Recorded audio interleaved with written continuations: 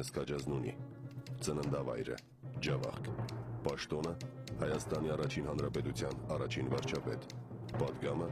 հոգիով սնանկներն են, որ կարող են լքել անկախության գաղափարը։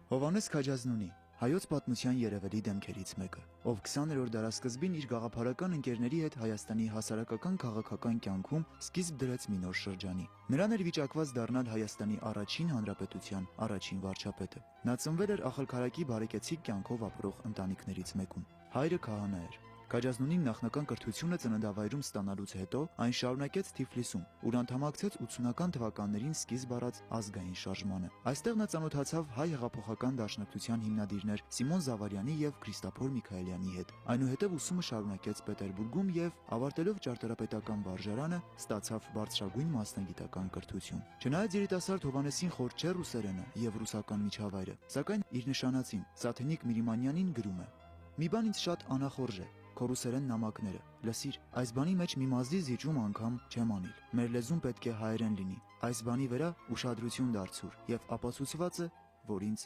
ճիշտ կսիրես»։ Հովհաննես Քաջազնունին որպես գործչի առաջին իր ունակությունները դրսևորեց 1905-6 թվականների հայ-թաթարական ջարդերի ժամանակ եւ այն գործիչների թվում էր նա, որը որ շատ ավելի բուրըն հեղափոխական գործունեությանը դեմ էր եւ գտնում էր, որ շատ ավելի խաղաղ, ավելի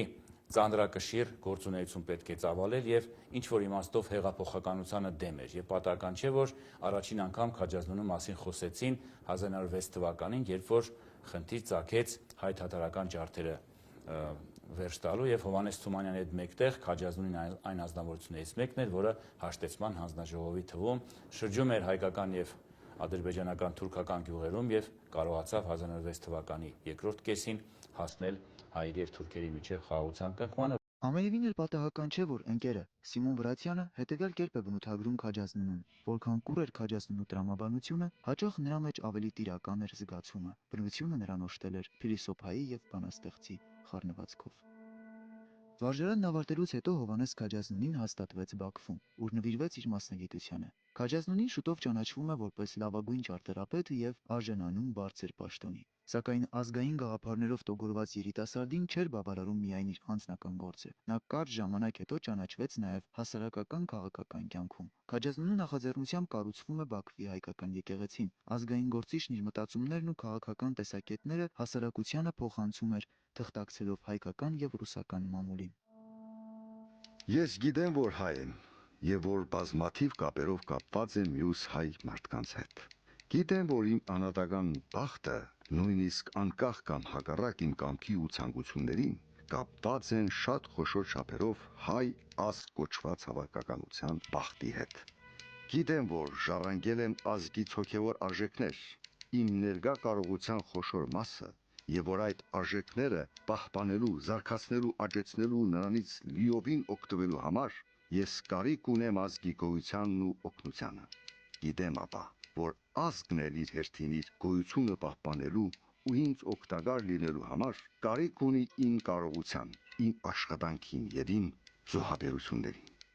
Գիտեմ հետեւապես, որ պարտականություններ ունեմ կատարելու հանդեպ ազգին, պարտականություններ, որ վերջին հաշվին ինձ համար իմ շահերը պաշտպանելու համար պիտի կատարեմ։ Հովհաննես Քաջազնունին հայտնվեց հեղափոխական բովում, դարձավ հայտնի դաշնակցական գործիչ եւ պատահական չէ, որ 100-ից ավելի այն դաշնակցականների թվում դաշնակցական գործը, որը սկսվեց 1908-9 թվականներին եւ մի քանի տարի տևեց, հայտնվեց այն ցանկում, որոնք պետք է դատապարտվեին ռուսական իշխանությունների կողմից եւ այդ էր պատճառը, որ նա կարողացավ հեռանալ արտասահման, անցավ Արևմտյան Հայաստան, եղավ մինչ այդ Կոնստանտինոպոլսում, այնտեղի դաշնակցական գործիչների հետ մեկտեղ զգալի աշխատանք տարավ հենց հեղափոխության շրջանում երիտթուրքական, ապա տեղափոխվեց Վասպուրական։ Վան Վասպուրականի դաշնակցական ազգային ազգագրական շարժման կարևոր խոշոր դեմքերից մեկը դարձավ նա մինչև 1914 թվականը եւ այն գործիչների թվում էր, որը գտնում էր, որ երիտթուրքական հեղաշրջումից հետո չպետք է հանգստանալ եւ հանդարտորեն առանց աղմուկի, առանց ցուցամոլության ժողովրդին նախապատրաստել համաժողովրդական ապստամբության եւ զերծ մնալ ավանտյուրիստական, այսպես ցուցադրական ցուցամոլական քայլերից։ Քաջազնունին դեռևս ուսանող էր, երբ ծնվեց նրանց առաջնեկը՝ Անահիտ Քաջազնունին։ Զավակի ծնունդը սիրահար զույգի համար իսկական տոն էր։ 1891 թվականին Պետերբուրգից երիտասարդ Հովհաննեսը հետևյալ նամակն է գրում կնոջը. «Խնդրում եմ հանել եւ ինձ ուղարկել աչիկիս լուսանկարը։ Համարյա գիշեր չի անցնում, որ թե քեզ եւ թե նրան չտեսնեմ երազում։ Մինչև անգամ պարկելիս մի տեսակ ուրախություն եմ զգում, հավատացած լինելով, որ գոնե քնի մեջ ձեզ հետ կլինեմ։ Եվ եթե լինում են գիշերներ, որ դուք չեք գալիս, առավոտյան շատ տխուր եմ զարթնում։ Հիշում ես, Սաթեն ջան, որ ես երազներ տեսնելու ամենևին սովորություն չունեի, իսկ այժմ հակառակն է։ Համբուրում եմ քեզ, սիրելիս, իմ միակ եւ հավերժական սերս, իմ թանկագին կինս։ Համբուրում եմ 1000 անգամ»։ Հովհաննես Քաջազնունին եւ Հայաստանի ազգային խորհրդի անդամները Թիֆլիսից Երևան եկան բեռնատար գնացքով։ Նրանք պատրաստ էին ամեն տեսակի զրկանքների ենթարկվելու հանուն ժողովրդի բարօրության, հանուն անկախ Հայաստանի բարգավաճման։ Պատահական չէ, որ հետագայում նույնպես նրանք երբեք սեփական բարօրությունը չգերագնահատեցին հայրենիքի ժողովրդի շահից։ Բավական է նշել միայն այն հանգամանքը, որ հանրապետության վարչապետը Հովհաննես Քաջազնունին ընդամենը 1 կիսամաշ վերարկու ուներ, իսկ նրա ընտանիքում էլ շաքարով թեյ ամիսներ շարունակ հնարավորություն չէր լինում խմելու։ Երկրի ու ժողովրդի առաջ ստանձնած պարտավորությունները շատ էին ու առաջնային, իսկ ընտանիքն ու անձնականը երկրորդական։ Այս էր Քաջազնունու ու նրա կառավարության յուրաքանչյուր անդամի կողմից ընտրված ուղին։ Քաջազնունին այն անձնավորություններից էր, որը բավականին մեծ համախոհներ ուներ։ Նրա բնավորության գծերը այնպիսին էին, որ պատահական չէր, որ Թիֆլիսի հայոց ազգային խորհուրդը մայիսի 28-ից հետո Հայաստանի փաստորեն անկախության հռչակումից հետո նրան առաջարկեց վարչապետի պաշտոնում, այսինքն Քաջազնունին այն անձերից էր, որոնց նաև ընդունում էին մյուս կուսակցությունների ղեկավարները, մյուս քաղաքական գործիչները։ Նա իսկապես այն մարդն էր, որ այն առաջին շրջանում, երբ որ Հայաստանը բոլոր կողմերից շրջապատված էր, գծկված շուրջ 12000 քառակուսի կիլոմետրի վրա, Քաջազնունու նման մարդը երևի անհրաժեշտություն էր։ Ընտանիքը Քաջազնունու համար սրբություն էր։ Կնոջ ու զավակների նկատմամբ տածած սերն անսահման մեծ։ Սակայն հարգեղած դեպքում Քաջազնունին պատրաստ էր անգամ իր սիրելի զավակների կյանքը զոհաբերել հանուն հայրենիքի։ Քաջազնունու մեծ որդին Արամը դեռ 18 տարեկանը չլրացած 1914 թվականին կամավոր մեկնեց ռազմաճակատ։ Այդ օրերի հետ կապված մի սրտարուճ պատմություն կա, որը լավագույնս է բնորոշում ինչպես Քաջազնունուն, այնպես էլ նրա զավակին։ Որդու խնդրանքով Քաջազնունին կամավորական բյուրո է գնում եւ իր ծանոթ պաշտոնյաներին խնդրում միջամտել, որպեսզի տղային դեռ 18 տարեկանը չլրացած ուղարկեն ռազմաճակատ։ Հովհաննես Քաջազնունու հուշերում կարդում ենք. «Ես գնացի Արամի հետ ճանապարհելու։ Կայարանը սովորականից ավելի աղմկալի էր։ Արամը դրեց պայուսակը ինձ մնաց բարով ասելու. Ցտեսություն հայրիկ, ցտեսություն սիրելիս։ Ուպին սեղմեցինք իրար ձեռք։ Մոտս կանգնած էր Համբարձում Տերտերյանը։ Տնաշեն, գոնե համբուրվեցեք։ Չէ ասի, դեռ ժամանակը չէ։ Կհամբուրեմ, երբ հաղթությամբ վերադառնա պատերազմից։ Եվ համբուրեցի։ Իրավունք ու երջանկություն ունեցա համբուրելու իմ զինվորին, որ արդեն 2 անգամ վիրավորված էր պատերազմի դաշտում,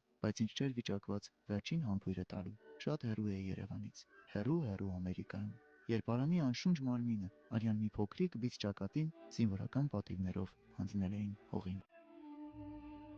Քաջազնունին արդեն Հայաստանի Հանրապետության վարչապետն էր եւ չընդդիմացավ նույնիսկ քաջալերեց ոչ միայն Արամի, այլև մյուս 2 անչափահաս որդիների ռազմաճակատ գնալու ցանկությունը։ 1918 թվականին Հովհաննես եւ Սաթենիկ Քաջազնունիները 4 ամիս շարունակ տեղեկություն չունեին ռազմաճակատում գտնվող իրենց մյուս որդու Աշոտի մասին։ Քաջազնունին կնոջը գրում է. Մի բան միայն գիտեմ հաստատապես եւ ուզում եմ, որ դու եւս գիտենաս, որովհետեւ դրա մեջ մեծ մխիթարություն կա։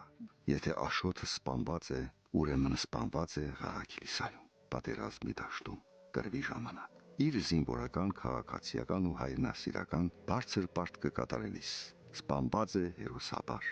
Զենքը ձեռքին, մի այնպիսի փառավոր կռվի մեջ, որի մասին իրենք տաջիկները խոսում են յացմունքով ու պատկարանքով։ Մեր փոքրաթիվ զորքերը 4 օր անընդհատ կռվել են առուզների պես, իրենցից շատ գերազանց ուժերի դեմ եւ նահանջել են միայն վերջին փամփուշտը այրելուց հետո։ Ողջ է դուրս է Երաշոտը այդ կրվից թե սպանվել է, երկու դեպքում էլ նա վաստակել է հայրենիքի սերը, հարգանքն ու երախտագիտությունը։ Նա կրվել է մինչև վերջ եւ գուցե իր մատաղ կյանքի գնով բարձր է պահել զինվորական պատիվը։ Էլ չեմ կարող գրել։ Հովանես եւ Սաթենի քաջազնունիները կարճ ժամանակ անց պետք է սքային իրենց մյուս որդու Աշոտի մահը, ով Հերոսի մահով ընկել էր Ղարեքիլիսայի կռիվներում։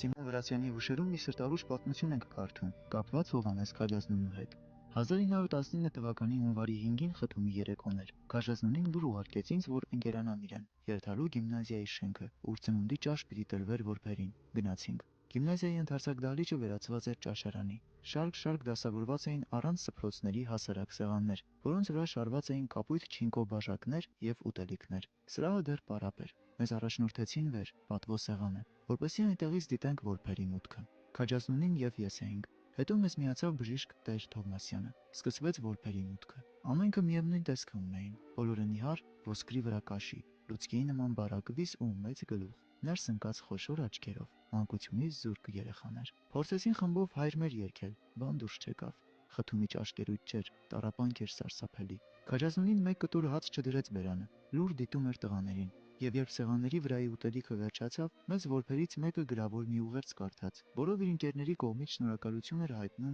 ճաշկերույթը սարքողներին եւ հատկապես Հայաստանի սիրելի վարչապետին, որ իր ներկայությամբ պատվել էր որբերի սեղանը։ Քաջազնունին ոտքի ելավ պատասխանելու համար եւ ներքին ուզումից երկար չկարողացավ խոսք արտասանել։ Սիրելի երեխաներ, շշնջաց նա։ Վերջապես թույլ ձայնով ու հանկարծ փղծկած ջղային ցնցումներով սկսեց հեկեկալ եւ գետին պիտի ընկներ, եթե բժիշկ Տեր Թովմասյանը եւ ես չբռնեինք եւ տեղը չնստեցնեինք։ Գլուխը երկու ձեռքերի մեջ առած լալիս էր անզուսպ, լալիս էին եւ որբերը իրենց ուսուցիչ-ուսուցչուհիների հետ միասին։ Սքավոր խթում եղավ մեզ համար։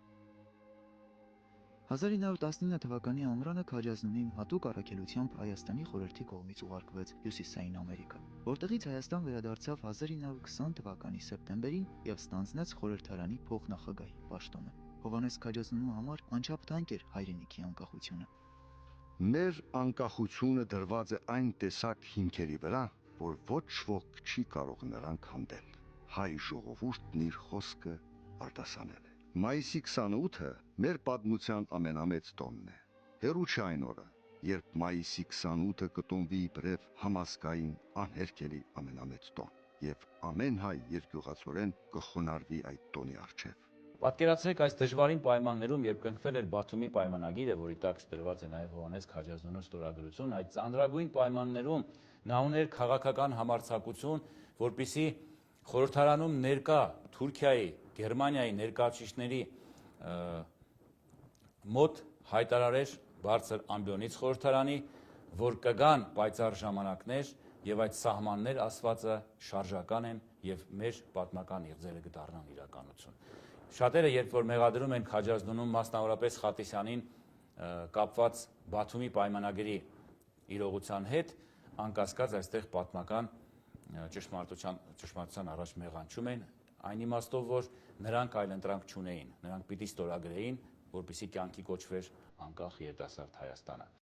Հովանես Քաջազնունու կրտսեր դուստրը Մարգարիտը ցանկություն ուներ բարձրագույն կրթությունն արտասահմանում ստանալու եւ խնդրում է, որպեսզի հայրը այդ հարցում օժանդակի։ Պատասխան նամակը չի ուշանում։ Մարգուշ ջան, իմ վրա ծանրացած է մի ամբողջ ժողովրդի հոգս։ Ես չեմ կարող ու նույնիսկ ամաչում եմ կենտրոնացնել ուշադրությունը սեփական ընտանիքի հոգսերի վրա։ Ինչ պատասխան պիտի տայի իմ խղճին, եթե վերադառնալով Ամերիկայից ստիպված լինի ասել, թե հայկական տատը բիժել է, բայց ես ապահովել եմ իմ որդիգերանց կրթությունը։ Նա իսկապես բավականին չափավոր հայացքների տեր մարդ էր։ Իմիջիալոց ասեմ, այդ մասին ոչ միայն, դա միայն իմ կարծիքի չէ։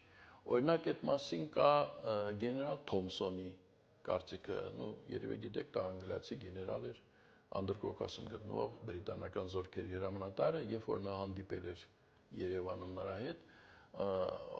հանդիպումից հետո ասել էր, թե ես հաճելիորեն զարմացած եմ նրա չափավոր հայացքներից։ Հայ-վրացական պատերազմում Հայաստանի Հանրապետության վճռականությունը անկասկած առաջին հերթին կապվում է նրա առաջին վարչապետ Հովհաննես Քաջազնունու գործունեության հետ։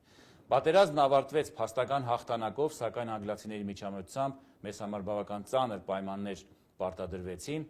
լոռու չեզոք գոտին ստեղծվեց, Ջավախքը ժամանակավորապես մնաց Վրաստանի հսկողության ներքո, բայց երկրին սպառնում էր սովը։ Ահա այստեղ էր, որ երևաց պետական գործչի, այդ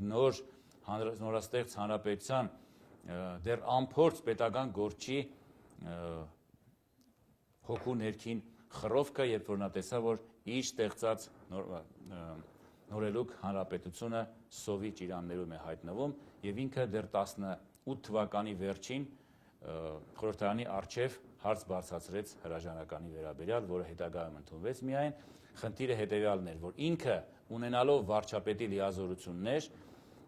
մեկնի Միացյալ Նահանգներ եւ հատկապես հացահատիկի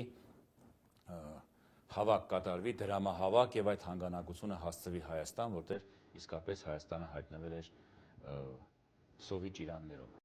Խորհրդարանացումից հետո Քաջազնունին մնաց Հայաստանում եւ ճաշակեց բոլշևիզմի ճակերտավոր ասած բոլոր հրապույրները։ 1920 թվականի փետրվարի 9-ի գիշերը Շանթի, Աղբալյանի եւ ուրիշ հարյուրավոր գործիչների հետ բանտարկվեց։ Չեկայում անցկացրած 8 օրերի մասին նա գրում է իր հուշերում. Հասկանում է, որ մեզ սպանելու են։ Ուրիշ ոչ մի բանական բացատրություն չէի կարող տալ գիշերվա այս ժամին մեզ այստեղ բերելու։ Հասկանում էի, բայց չէի հավատում։ Դատարկ բան է։ Ահա այն երեք բառը, որ ամենից լավ կարող էին արտահայտել իմ ներքին ապրումները այդ բացառիկ ժամերում։ Որն է դատարկ բան։ Եվ ինչու է դատարկ։ Այդ չէի կարողանում բացատրել։ Հենց այնպես դատարկ է։ Թերևս կյանքն ու մահը, որ դատարկ բաներ են։ Միտքս արթուն էր։ Թմրության հետքեր անգամ չկային, բայց կենտրոնանում էր այնպիսի առարկաների վրա, որ կարծես ամենից քիչ պիտի զբաղեցնեին ինձ իմ ներկայության մեջ։ Հովհաննես Քաջազնունու որպես ծանրակշիռ, որպես շատ ավելի հեռատես քաղաքական գործի մասին թե այն ժամանակ եւ թե այսօր կարծիքները գրեթե նույնանում են եւ այդ իմաստով կարելի ասել, որ Քաջազնունին որպես պատմական անձ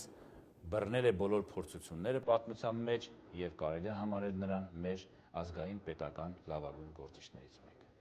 Հովհաննես Քաջազնունին այն բացառիկ քաղաքական գործիչներից էր, ում նկատմամբ եւ ժողովուրդը, եւ տարբեր կուսակցությունների ներկայացուցիչներ, այդ թվում նաեւ կոմունիստները, առանձնահատուկ հարգանքով էին վերաբերվում։ Այդ մասին վկայում է նաեւ Քաջազնունու հետեւյալ մի քանի նախադասությունը։ Անձնապես իմ դեմ բոլշևիկները հասիվ թե ունենային ատելության կամ վրեժխնդրության զգացմունք։ Արիթ եմ ունեցել լսելու, որ ղեկավարները նույնիսկ մի փոքր հարգանք ունեն իմ հանդեպ, չնայած դաշնակ է։ Ինձ այստեղ բերելու պատճառը կարող է լինել նախ իմ հակահեղափոխականությունը, հետո պաշտոնական հանգամանքս, սկզբում վարչապետ, վերջը պարլամենտի փոխնախագահ։ 1920 թվականի օգոստոսին, երբ արդեն ստորագրվել էր Սևրի հաշտության պայմանագիրը, Հովհաննես Քաջազնունին Փարիզից հետևյալ նամակն է ուղարկում հարազատներին։ Սիրելիք, իմ նպատակն է օր առաջ հասնել Երևան հաշիվ տալ կառավարությանը իմ երկարատև ճանապարհության մասին եւ ապա մտնել բանակ իբրև կամավոր զինվոր։ Ամենամեծ բաղձանքս է անձամբ ու ֆիզիկապես մասնակից լինել կռիվների, մեր հերոս զինվորների կողքին կանգնած, նրանց հետ միասին պաշտպանել հայրենիքի անկախությունը եւ եթե բախտը ունեցա, մեռնել պատերազմի դաշտում։ Եվ դա ամենալավ մահն է, որ դուք կարող էիք ցանկանալ ձեր հայրիկի համար։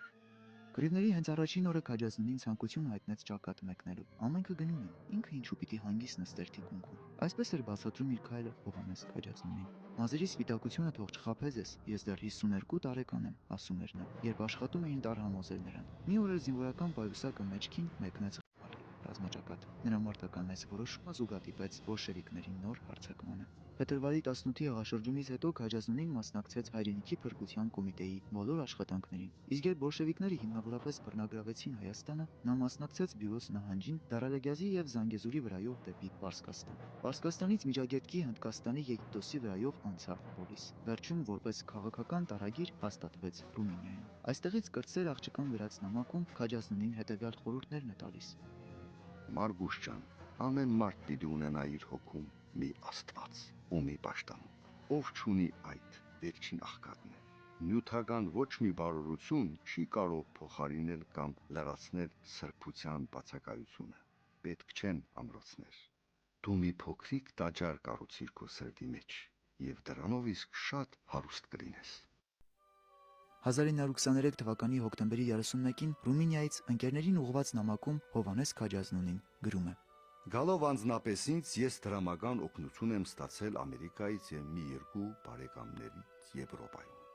Այս տարվա սկզբից ունեցել եմ մի փոքրիկ պաշտոն, ավելի ճիշտ մի սինեկուրա, որ հնարավորություն է տվել ինձ ապրելու։ Այդ սինեկուրան վերանալու վրա է արդեն, եւ չգիտեմ, թե 2 ամսից հետո ինչով պիտի վճարեմ սենյակիս վարձն ու ճաշի արժեքը։ Իմ հաջողության պայմանները եղել են անձնական կապերն ու մի քիչ էլ գրական շնորհք։ Ու հետո դառնալով ընկերներից մեկի Եվրոպա անցնելու ցանկությանը աշխատանք որոնելու համար գրում է. Մի խորհուրդ էլ ունեմ քեզ տալու, փոխարինակ Եվրոպա գալու, դու գնա Հայաստան։ Չեմ կարծում, թե բոլշևիկները առանձին պատճառ ունենան քեզ հալածելու։ Իսկ եթե բանդ են դնելու, Ռուսաստան են աքսորելու կամ գնդակահարելու, դե վերջապես մի վերջ պիտի լինի։ Ինձ համար գոնե ես այդպես եմ որոշել։ Գարնանը, եթե ֆիզիկական հնարավորություն եղավ, անպատճառ կերտամ Հայաստան։ 1921-ից 23 թվականին նա ապրում էր Բուխարեստում, այստեղ նա մի աշխատություն տպագրեց, որը կոչվում է Դաշնակցությունը անելիք այլևս չունի։ 1924 թվականին Հովհաննես Քաջազնունին գրավոր դիմում ուղարկեց խորհրդային իշխանություններին, ցանկանալով վերադառնալ Հայաստան։ Ընկերոջը Սիմոն Վրացյանին գայած նամակում Քաջազնունին կուսակցության շարքերից հեռանալու իր որոշումը հետևյալ կերպ է բացատրում. Թեթև սրտով չէ, որ բաժանվում եմ ձեզանից։ Որքան էլ իմ կապը կուսակցության հետ մեքենայական լինի, քո խոսքերն են, բայց սխալ խոսքեր։ Մեքենայական չի եղել իմ կապը։ Ես այն հասակին եմ արդեն, որ նոր կապեր ստեղծել չեմ կարող այլևս։ Մնալու եմ մենակ, դառն է սա։ Մանավանդ դառն է մտածել, թե ինչպես դու ես գրում, ինձ էլ կտասեն ուրիշ հեռացողների, նեղ օրերին լքողների շարքին։ Ինչ կարող եմ անել։ Կուրծ կսծեցեն ու երկինքը տկա կանչեն, որ ես լքող չեմ։ Այդ չեմ անի, իհարկե։ Մի հույս ունեմ միայն։ Գուցե սա էլ միամտություն է, ինչ գիտենամ, որ ինձ մոտիկի ճանաչողները ու մի քիչ խիղճ ու ամոթ ունեցողները 2 անգամ կմտածեն ու ապա միայն դադաբջիջ կհանեն։ Իհարկե, Քաջազնունին չէր կարող դավաճան լինել, չէր կարող համագործակցել իշխանությունների հետ։ Նա վերադառնալուց հետո ակտիվ որևէ քաղաքական գործունեություն չի ծավալել, զուտ զբաղվել է գիտական եւ դասախոսական աշխատանքով։ Հովհաննես Քաջազնունին այն կարծիքին էր, որ Հայաստանը պետք է դաշնակցեր խորհրդային Ռուսաստանի հետ, քանի որ տվյալ ժամանակահատվածում այդ էր միակ ելքը։ Ընկերներին գրած նամակում Քաջազնունին մանրամասնորեն հիմնավորում է իր կողմից հնչած յուրաքանչյուր միտքը։ Հայ բոլշևիկներն են, որ պիտի կապեն Հայաստանը Ռուսաստանի հետ։ Իսկ դա նշանակում է, որ դաշնակցությունը Հայաստանում անելիք չունի, բայց գործը կենթանի է։ Ահա թե ինչ մտքով է մեր կուսակցությունը վերջացրել իր միսիան։ Ծիծաղելի է թվում ձեզ իմ այն խոսքը, թե հայ բոլշևիկները մեր ժառանգներն են։ Անշուշտ, իրենք բոլշևիկներն էլ ավելի կծիծաղեն, եթե լսեն նույն խոսքը։ Ինձ էլ չեմ ասում ծիծաղեցնում է, այլ զարմացնում է ձեր երկուսի անհասկացողությունը, որովհետև մի պարզ ճշմարտություն է իմ ասածը։ Դաշնակցությունը վարել է հայ քաղաքական դատը ու բերել է քաղաքականապես ազատագրվող հայ ժողովուրդը, հասցրել է մինչև մի որոշ կետ։ Այստեղ իրեն փոխարինելու է մինչև հետևյալ էտապը հայ բոլշևիկը։ Այս է պատմության ընթացքը։ Անկախ չէ Հայաստանը, բայց մի մեծ քայլ է արել դեպի անկախություն։ Եվ հետևյալ քայլը առնելու համար պետք է ամրացնի արդեն նվաճված դիրքերը։ Այդ ամրացումը կատարվում է բոլշևիկյան դրոշակի տակ։ Ահա թե ինչու բոլշևիկները մեր ժառանգներն են։ Սկզբնական շրջանում Քաջազնունու կուսակցական ընկերները նրա այս քայլը համարեցին որպես կուսակցության հանդեպ նրա դիրքորոշման փոփոխություն, խորհրդային իշխանությունների կողմից ռեաբիլիտացվելու եւ ընտանիքի հետ վերամիավորվելու նպատակով։ Սակայն այստեղ է, որ մեկ անգամ եւս պետք է հիշենք, որ նա վերապահում ուներ ոչ թե կուսակցության, այլ որոշ ղեկավար անդամների նկատմամբ։ Նամակ դստերը Մարգարիտ Քաջազնուն։ Խորապես զգում եմ ու խորապես ամաչում այն կյանքից, որ վարում եմ այստեղ։ Ապա մի օրգանական տենչ ունեմ, մի կերպ օգտակար լինելու Հայաստանի, թեկուզ Երևանի փողոցները քարելով կամ արկղերը մաքրելով, եթե բոլշևիկները խելք ունենան, իմ առջև լայն բաց կանեն Հայաստանի դռները։ որովհետև ամենալոյալ քաղաքացին կլինեմ ես։ Ամենայն դեպս ապրում եմ այն հույսով, թե ոչ այսօր, վաղը պիտի կարողանամ վերադառնալ հայրենիք։ Եթե այդ հույսը չունենամ, ճշմարիտ եմ ասում, կմեռնեմ։ Զավակս, անասելիորեն կարոտել եմ ձեզ եւ հայրենիքիս։ Հովհաննես Քաջազնունին հայրենիքում Հայաստանում անասելի հալածանքների ենթարկվեց եւ այդ ամենն այն երկրում, որի նվիրյալ պաշտպանն ու ղեկավարն էր եղել, հանուն որի բարգավաճման իր գաղափարական ընկերների հետ ջանք ու եռանդ չէր խնայել։ Ժամանակակիցները հիշում են մի դեպք, որը տեղի է ունեցել Շինարարական ինստիտուտում, որտեղ Հայաստան վերադառնալուց հետո դասավանդում էր Քաջազնունին։ Կուսակցական ժողովներից մեկի ժամանակ կոմունիստները Հայաստանի առաջին հանրապետության ղեկավարների հասցեին ամենատարբեր մեղադրանքներն են հնչեցնում։ Նույն ժողովում ներկա է լինում նաև Հայաստանի առաջին հանրապետության առաջին վարչապետը, ում համար տվյալ պահին սիրտն ու ոգին մաշող առավել դառն ու դաժան ոչինչ չի եղել, քան բոլշևիկների կողմից հնչող հերյուրանքների տարափը լսելը։ Քաջազնունու լավ ճանաչողները պատմում են, որ նրա վերջին տարիների կյանքը Հայաստանում եղել է լուր պայքար ստալինյան վարչակարգի դեմ։ Բոլշևիկյան բռնակալությունը չհանդուրժեց Հովհաննես Քաջազնունու լռությունը։ 1937 թվականին Ստալինյան բռնությունների այդ շրջանում Քաջազնունին ձերբակալվեց, հալածանքների ենթարկվեց, բռնությունների ենթարկվեց եւ 1938 թվականին նա մահացավ, կամ էլ նրան գնդակահարեցին։ Հովհաննես Քաջազնունու աքսորի մասին տարածված է հետևյալ պատմությունը։ 1938 թվական, մայիսի 28, Քաջազնունին գործի չի գնում։ Հեռանում է քաղաքից եւ ամբողջ օրը անց է կացնում զանգվի ափին, մի խուլ անկյունում, մենակ, խորասուզված անցյալի հիշողությունների մեջ։ Հաջորդ օրը, երբ երևում է պաշտոնատեղում, բաժնի վարիչը հարցնում է նախորդ օրվա բացակայության պատճառը։ Քաջազնունին առանց մի բան թաքցնելու պատմում է իրողությունը։ Ինքը իր մեջ տոնել է տարեդարձը Հայաստանի անկախ հանրապետության, որի անդրանիկ վարչապետը լինելու պատիվն իրեն էր վիճակվել։ Մի քանի օր անց Քաջազնունին ձերբակալվում եւ բանտարկվում է։ Հայտնի է նաև, որ Հովհաննես Քաջազնունին բանտում իրեն պահել է քաջասիրտ եւ գաղափարական մարդուն վայել ազնվականությամբ։ Հակառակ գրած ծանր զրկանքներին միշտ մնացել է լավատես Հայաստանի եւ հայ ժողովրդի ապագայի հանդեպ եւ օրինակ է ծառայել վհատվողների ու անկճվածների համար։ Իմ համոզմունքովս ազգությունից դուրս մարդկություն չկա։ Ամենայն մարդ, ամենից առաջ ազգը պիտի պատկանի։ Ազգ չունեցող մարդը, ինչպես եւ կրոն չունեցողը, այլևս մարդ չէ։ Հայերիս ավելի, քան որևիցե ուրիշ ազգության, հարկավոր է մտածել մեր ինքնությունը պաշտպանելու համար, որովհետև այդ ինքնությանը մեծ վտանգներ կսպառնան։ 1938 թվականին Հայաստանի առաջին հանրապետության առաջին վարչապետը Հովհաննես Քաջազնունին վախճանվեց բանտում, այդպես էլ չտեսնելով իր զավակների երջանկությունը։ Իսկ հավատարիմ հայուհին եւ սիրով լի ընտանիքի մայրը Սաթենիկ Քաջազնունին հողին հանձնեց իր 4 որդիներին, 2 դուստրերն էլ անժառանգ մնացին երկրի վրա։ Հայաստանի առաջին հանրապետության քաջ ու նվիրյալ վարչապետը Հովհաննես Քաջազնունին կյանքին հրաժեշտ տվեց, հոգու խորքում հավատալով, որ Հայաստանը մի գեղեցիկ օր անպայման անկախ պետք է լինի։ Այնտեղ պետք է ծածանվի եռագույնը եւ հնչի մեր հայրենիքը։ Տաղանդավոր ճարտարապետն ու հայրենասերը, վարչապետն ու ընտանիքի նվիրյալ հայրը, անկախության ջատագովն ու մեծ հայը աչքերը փակեց, գալիք սնունդներին փոխանցելով հետեւյալ պատգամը։ Հոգիով սնանքներն են, որ կարող են լքել անկախության գաղափարը։ Հայաստանն անպայման անկախ պետք է լինի։